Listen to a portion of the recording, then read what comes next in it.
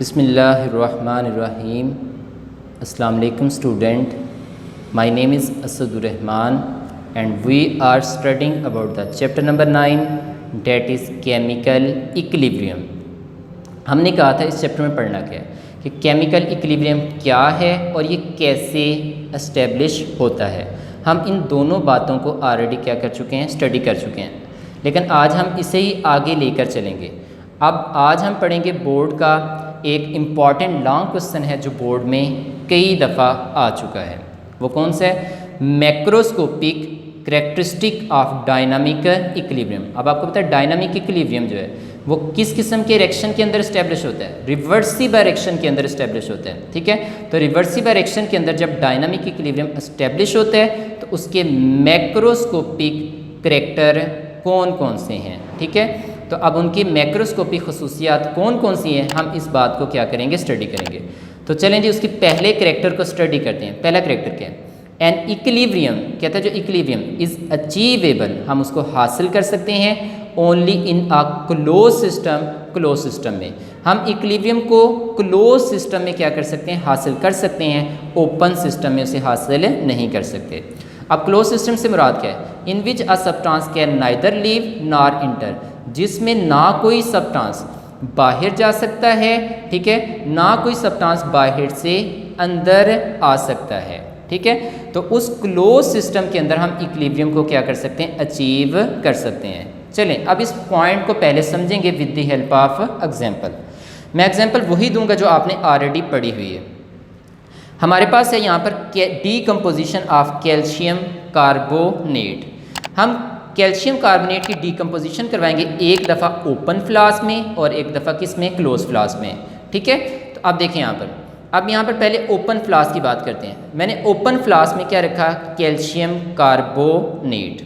रखने के बाद ठीक है, मैंने इसका ऊपर से मुंह खुला छोड़ दिया है, तो मैं इसको गर्म करता हूँ। तो आपको पता है कि गर्म करने पर फोर्स ऑफ अट्रैक्शन क्या आती है, वीक होती है, और एक वक्त आता है इतनी वीक होती है कि वो क्या करता है, डीकम्पोज कर जाता है, वो टूट जाता है। जब टूटेगा, टूटने के बाद वो दोबारा से कंबाइन करेंगे और हमारे पास नए सब्सटेंस बनाएंगे। अब कैल्शियम कार्बोनेट जो है वो डीकम्पोज हुआ, और डीकम्पोज होने के बाद उसने हमारे पास नए सब्सटेंस बनाए, एक कैल्शियम ऑक्साइड और दूसरा हमारे पास क्या बनाया, कार्बन डाइऑक्साइड। अब आपने देखा कि कैल्शियम कार्बोनेट टूट कर क्या बना रहा है, डीकम्पोज होकर क्या बना रहा है, कैल्शियम ऑक्साइड और कार्बन डाइऑक्साइड। यहाँ तक बात समझ आ गई। अब रिएक्शन के स्टार्ट पे क्योंकि हमने कैल्शियम कार्बोनेट लिया था तो ये रिएक्टेंट, और रिएक्शन करने के बाद जो नई चीज़ बनती है वो कौन कौन से, कैल्शियम ऑक्साइड और कार्बन डाइऑक्साइड, ये हमारे पास क्या होंगे, प्रोडक्ट होंगे। ठीक है, अब इस रिएक्शन में हमारे पास रिएक्टेंट भी मौजूद है और उसमें क्या हमारे पास है, प्रोडक्ट भी। अब देखिए यहाँ पर, अब आपने देखा कि रिएक्टेंट ने मिलकर क्या बना दिया, प्रोडक्ट। अब हम देखते हैं क्या प्रोडक्ट दोबारा से मिलकर पहले वाली चीज़ यानी रिएक्टेंट बना सकते हैं या नहीं बना सकते। ठीक है, तो अब उसकी तरफ आते हैं। अब क्योंकि ऊपर से मुंह खुला है और आपको पता है कार्बन डाइऑक्साइड क्या आती है, गैस होती है, तो ये गैस होने की वजह से इसके मुंह से ऊपर आएगी और यहाँ से क्या करेगी, एस्केप करेगी। जब कार्बन डाइऑक्साइड यहाँ से एस्केप कर जाएगी तो वो दोबारा से इसके साथ कंबाइन नहीं कर पाएगी। जब कंबाइन नहीं कर पाएगी तो आपका रिएक्शन पीछे को स्टार्ट नहीं होगा, तो आपका रिएक्शन जो है वो क्या कहलाएगा, इरिवर्सिबल रिएक्शन। वो रिएक्शन जिसमें आपके प्रोडक्ट जो हैं वो दोबारा से मिलकर रिएक्टेंट ना बनाएं। ठीक है, जब दोबारा से रिएक्टेंट नहीं बनेंगे तो उस रिएक्शन को नाम क्या देंगे, इरिवर्सिबल रिएक्शन। और आपने पढ़ा था इरिवर्सिबल रिएक्शन का करैक्टर कि उसमें इक्विलिब्रियम एस्टेब्लिश नहीं होता, तो इस वजह से ओपन फ्लास्क में इक्विलिब्रियम एस्टेब्लिश नहीं होता। पहली बात समझ आ गई। चलें जी, अब उसने कहा था क्लोज सिस्टम में अचीव होता है, तो उसकी तरफ आते हैं। अगर मैं इसी कैल्शियम कार्बोनेट को फ्लास्क में रखता हूँ, रखने के बाद उसका मुंह ऊपर से बंद कर देता हूँ, ठीक है, फ्लास्क को क्लोज कर दिया, तो अब क्या करते हैं, जब इसे गर्म करेंगे तो आपका कैल्शियम कार्बोनेट डीकम्पोज होगा, और डीकम्पोज होने पर हमारे पास दो चीज़ें पैदा करता है, एक है कैल्शियम ऑक्साइड और दूसरा क्या पैदा करता है, कार्बन डाइऑक्साइड। ठीक हो गया।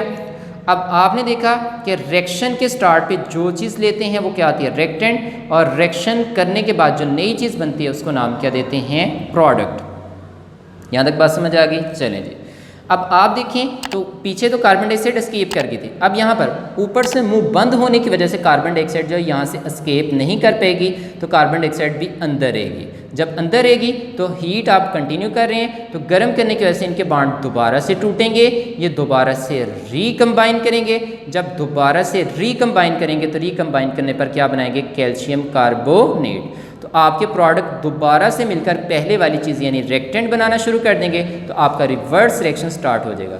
तो ऐसे रिएक्शन जिसमें आपके प्रोडक्ट दोबारा से मिलकर पहले वाली चीज़ यानी रिएक्टेंट बनाते हैं, उनको नाम क्या देते हैं, रिवर्सिबल रिएक्शन। ठीक है, तो अब रिवर्सिबल रिएक्शन में क्या आता है, कुछ देर के बाद आपका जितनी तेज़ी से फॉरवर्ड रिएक्शन होता है उतनी तेज़ी से क्या आता है, रिवर्स रिएक्शन होता है। उस स्टेज को नाम क्या देते हैं, डायनामिक इक्विलिब्रियम। इसका मतलब है कि क्लोज फ्लास्क में आपका रिवर्सिबल रिएक्शन हुआ, और रिवर्सिबल रिएक्शन में हम क्या अचीव कर सकते हैं, डायनामिक इक्विलिब्रियम। इसलिए उसने कहा कि आपका जो इक्विलिब्रियम है हम उसे हासिल कर सकते हैं सिर्फ और सिर्फ क्लोज सिस्टम में। ठीक है, हम उसे ओपन सिस्टम में हासिल नहीं कर सकते, क्योंकि ओपन में सब्सटेंस के एस्केप करने की वजह से वहाँ पर इक्विलिब्रियम एस्टेब्लिश नहीं हो पाएगा। ठीक है, पहला पॉइंट समझ आ गई कि इक्विलिब्रियम हम हासिल करते हैं किस में, क्लोज सिस्टम में हासिल कर सकते हैं। चलें इसका दूसरा कैरेक्टर पढ़ते हैं। दूसरा कैरेक्टर क्या है, एट इक्विलिब्रियम स्टेज, जब हम इक्विलिब्रियम स्टेज पे पहुंचते हैं तो कहते हैं the reaction does not stop, आपका रिएक्शन रुकता नहीं है। ठीक है, अब रिएक्शन रुकता नहीं बल्कि forward and reverse reaction keep on take place at same rate. कहता है कि आपका जो फॉरवर्ड और रिवर्स रिएक्शन है वो एक ही रेट के ऊपर होते हैं, एक ही रफ्तार पे होते हैं। ठीक है, बट इन अपोजिट डायरेक्शन, लेकिन दोनों की डायरेक्शन क्या आती है, अपोजिट होती है। चलें अब इस बात को देखते हैं। देखें, अब आपने देखा था कि स्टार्ट पे इसी रिएक्शन से रिवर्सिबल स्टार्ट पे रेक्टेंट क्या थे, ज़्यादा थे और प्रोडक्ट बिल्कुल नहीं थे। तो रेक्टेंट ज़्यादा होने की वजह से आपके रेक्टेंट जल्दी जल्दी टूट कर ये प्रोडक्ट बना रहे थे, कैल्शियम ऑक्साइड और कार्बन डाइऑक्साइड। तो उस वक्त आपका फॉरवर्ड रिएक्शन क्या था, फास्ट था, यही था। जबकि आपका जो कैल्शियम ऑक्साइड और कार्बन डाइऑक्साइड जो है स्टार्ट पे नहीं थे, जब थोड़े से बने तो फिर इन्होंने दोबारा से मिलकर क्या बनाना शुरू कर दिया, कैल्शियम कार्बोनेट। तो स्टार्ट पे प्रोडक्ट की कंसंट्रेशन कम होने की वजह से आपका रिवर्स रिएक्शन क्या था, स्लो। अब जब रेक्टेंट तेज़ी से प्रोडक्ट में कन्वर्ट हो रहे थे तो रेक्टेंट की कंसंट्रेशन क्या होती जा रही थी, कम होती जा रही थी। जब रेक्टेंट कम होंगे तो रेक्टेंट कम होने की वजह से आपके जो फॉरवर्ड रिएक्शन की स्पीड है वो भी क्या होती जाएगी, कम होती जाएगी।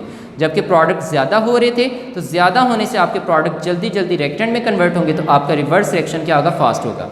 एक वक्त आएगा कि दोनों की स्पीड, ठीक है, फॉरवर्ड रिएक्शन की स्पीड और रिवर्स रिएक्शन की स्पीड एक दूसरे की इक्वल हो जाएगी, तो उस स्टेज को नाम क्या देंगे, इक्विलिब्रियम स्टेट। तो आपने देखा कि इक्विलिब्रियम स्टेट पे आपका रिएक्शन रुका नहीं है, जितनी तेज़ से रिएक्शन आगे को हो रहा है उतनी तेज़ से रिएक्शन किधर को हो रहा है, पीछे को। तो इसलिए आपने देखा कि रिएक्शन डज नॉट स्टॉप, कि इक्विलिब्रियम स्टेज के ऊपर आपका रिएक्शन रुकता नहीं, बल्कि वहाँ पर क्या होता है कि आपके फॉरवर्ड और रिवर्स रिएक्शन जो है वो दोनों एक ही रफ्तार पे हो रहे होते हैं। ठीक है, जितनी तेज़ से रिएक्शन आगे को हो रहा होता है उतनी तेज़ से किधर को हो रहा है, पीछे को। लेकिन दोनों की डायरेक्शन क्या होती है, अपोजिट हो रही है। अब आप देख रहे हैं कि फॉरवर्ड रिएक्शन जो है वो किससे हो रहा है, लेफ्ट से राइट की तरफ, और जबकि आपका जो रिवर्स रिएक्शन है वो राइट से लेफ्ट की तरफ हो रहा है। तो दोनों की डायरेक्शन क्या आती है, अपोजिट होती है। तो ये उसका सेकंड करैक्टर हो गया। अब आते हैं थर्ड करैक्टर की तरफ।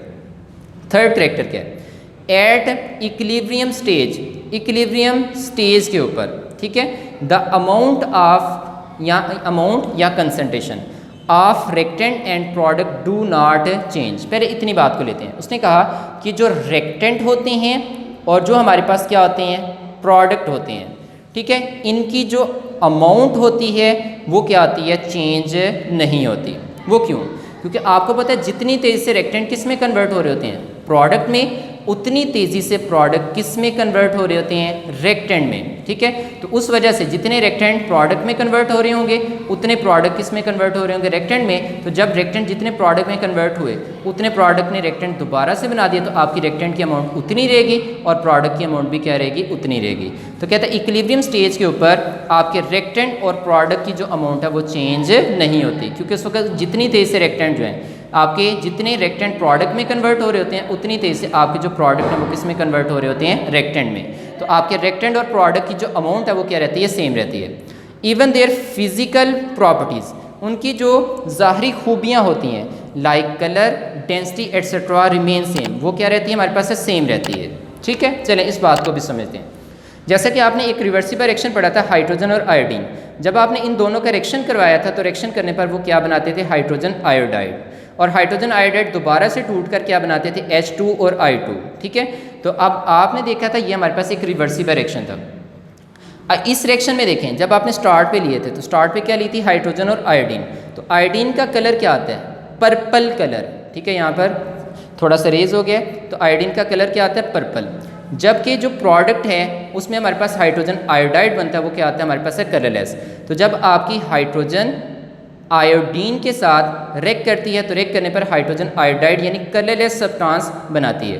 तो आपके कुछ आयोडीन जो हैं वो कलरलेस सब्सटेंस बनाने में इस्तेमाल हो जाएंगे। तो जब आयोडीन की कंसंट्रेशन कम होगी तो कम होने की वजह से उसका पर्पल कलर स्टार्ट पे क्या होना शुरू हो जाएगा, कम होना शुरू हो जाएगा, यही है। लेकिन जब इक्विलिब्रियम एस्टेब्लिश होगा उस वक्त जितने हाइड्रोजन और आयोडीन जो हैं तेज़ी से हाइड्रोजन आयोडाइड में कन्वर्ट हो रहे हैं, उतनी तेज़ी से हाइड्रोजन आयोडाइड किस में कन्वर्ट हो रहे होते हैं, हाइड्रोजन और आयोडीन में कन्वर्ट हो रहे होते हैं। जितने रिएक्टेंट किस में कन्वर्ट हो रहे होते हैं, प्रोडक्ट में, उतनी तेज़ी से जो आपके प्रोडक्ट हैं वो किस में कन्वर्ट हो रहे थे, रिएक्टेंट में। उस वक्त आपकी जो आयोडीन है इक्विलिब्रियम स्टेज के ऊपर आपकी जो आयोडीन है ना कम हो रही होती है ना क्या हो रही होती है, ज़्यादा हो रही होती है। उस वक्त आयोडीन की अमाउंट क्या रहती है हमारे पास है, फिक्स रहती है। तो आप आयोडीन का जो पर्पल कलर है इसमें कोई चेंज नहीं देखेंगे। जहाँ पर उसका जो पर्पल कलर है वो चेंज होना बंद हो जाएगा, आप कहेंगे वहाँ पर हमारे पास क्या हो गया, इक्विलिब्रियम स्टेट हासिल हो गई है। क्योंकि इक्विलिब्रियम स्टेज के ऊपर आपके रिएक्टेंट और प्रोडक्ट की अमाउंट में चेंज नहीं होती, क्योंकि आपके जितने रिएक्टेंट प्रोडक्ट में कन्वर्ट हो रहे होते हैं उतने प्रोडक्ट किसमें कन्वर्ट हो रहे होते हैं, रिएक्टेंट में। ठीक है, तो आपने देखा कि रिएक्टेंट और प्रोडक्ट की अमाउंट सेम रहने की वजह से उनकी फिजिकल प्रॉपर्टी जैसा कि कलर या डेंसिटी वगैरह भी क्या रहते हैं, सेम रहते हैं, क्योंकि उनकी अमाउंट क्या हमारे पास है, सेम है। तो कितने करैक्टर हो गए, 3। चलें अब आते हैं चौथे करैक्टर की तरफ। आप कह रहे हैं चौथा करैक्टर क्या है, तो चौथा करैक्टर है an equilibrium stage is attainable. ठीक है, इक्विलिब्रियम स्टेट को हम क्या कर सकते हैं, अटेन कर सकते हैं, स्टार्टिंग फ्रॉम रिएक्टेंट, चाहे हम रिएक्टेंट से रिएक्शन स्टार्ट कर लें, चाहे हम कहाँ से स्टार्ट कर लें, प्रोडक्ट से। अब आपने ये जो रिएक्शन लिया था, आपने स्टार्ट किया था कैल्शियम कार्बोनेट से। अगर सपोज करते हैं आप यहाँ से रिएक्शन स्टार्ट नहीं करते, बल्कि आप स्टार्ट पे क्या ले लेते हैं, कैल्शियम ऑक्साइड और क्या ले लेते हैं, कार्बन डाइऑक्साइड। तो कहता है रिएक्शन चाहे आप यहाँ से स्टार्ट करें कैल्शियम कार्बोनेट से, चाहे आप रिएक्शन के स्टार्ट पे कैल्शियम ऑक्साइड या कार्बन डाइऑक्साइड ले लें, आप कोई भी चीज़ पहले लें तो थोड़ी देर के बाद उस रिवर्सिबल रिएक्शन के अंदर क्लोज सिस्टम के अंदर वहाँ पर क्या इस्टेब्लिश हो जाएगा, इक्विलिब्रियम हासिल हो जाएगा।